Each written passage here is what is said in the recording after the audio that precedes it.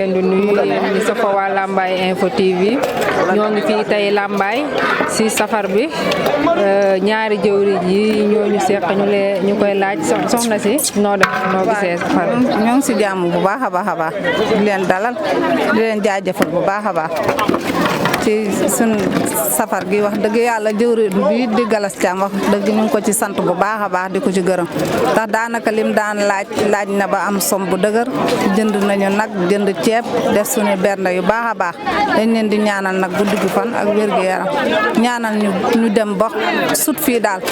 loolu lañ bëgg di leen jaajëfal nag jërëjëf. d'accord safar gi mën nañu xam ñaata at ngeen ko tàmbalee def depuis boobu ba léegi ak yan jafe-jafe ngeen ci jànkonteel.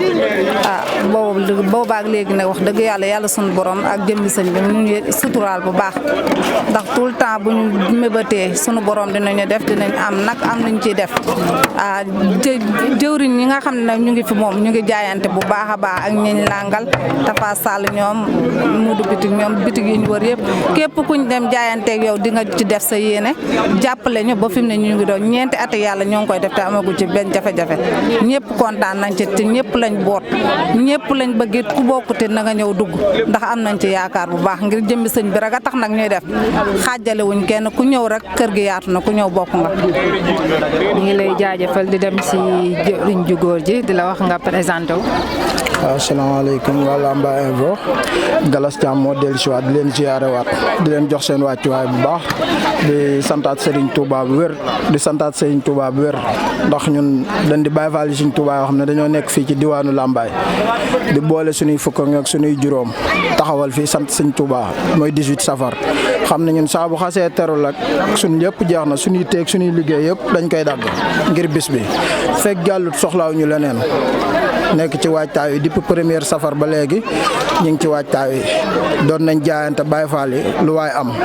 ñii jaayante nañ ay 20 000 ñii jaayante nañ ay 10 000 am na këll safar bu ñu doon def chaque at muy 200 ma jàll nañ ko am ci plus que ay 332 000 jënd nañ ci nag 230 000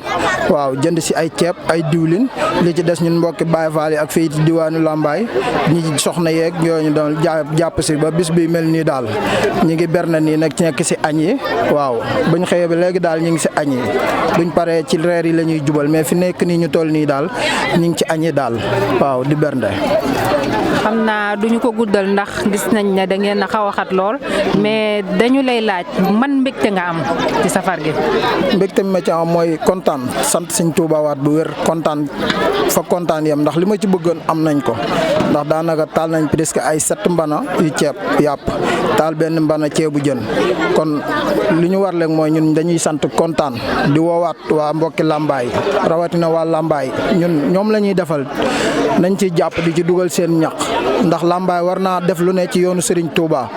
ndax Serigne Aliou Diouf Lambaye da leen ko fee xeexal ak Serigne Babacar Ndiaye Thiergane bañ am li ñu am tey kon nañuy jéem di dugal seen loxo ci bis bi ñu ngi ciy sant ñi ci jàpp ñëpp nag ñi ci jàpp ñëpp duñ lim nag mais ñu ngi leen di sant ndax wax dëgg si yàlla woo diw rek ne ko dañ laa sas lii rek mu dugal ñu ko dong dafa seddu xol kon ñu ngi santaat yàlla bu baax di sant suñ mbokki Baye Fall yi ñu àndal ci liggéey bi bañ commencé ba léegi ak soxna yeeg ñëpp daal duñ lim mais mbokki Baye Fall yi teewee liggéey bi depuis booba ba léegi première safar ba léegi ak soxna yeeg waa dëkk beeg ñëpp daal ñu ngi leen di siyaare bu baax di leen ñaanal suñ borom defal leen lu ci waay def rek bu déwénee yàlla na doon ay millions ci barke Cheikhul Khadim ndax Sëñ Tuubaa moom moo wax bisam bi kaay leen santale ma ci yàlla kon nag ñun buñ dee ndaw nekk si dëkk bi di def kon ñu ngi ñaan ñëpp fekk si ñu ci jàppale ñu ci dooleel ñu ci ndax xaw nañ cee wéet dëgg la métti na nag mais xaw nañ cee wéet ndax laaj dafa métti kon na ci mbokki Lambaye yi di jàpp ñëpp ñu ngi leen di woo ñuy seetaan Lambaye Info bu Tafa Sall mi di ko ñaanal moom it wax dëgg si yàlla suñu borom defal ko lu kawe njortam ba lii muy def nii mu am ci lu taw féexe daal ndax wax dëgg si yàlla bu ko neexoon laaj ñu xaalis wala yooyu mais sant nañ bu baax daal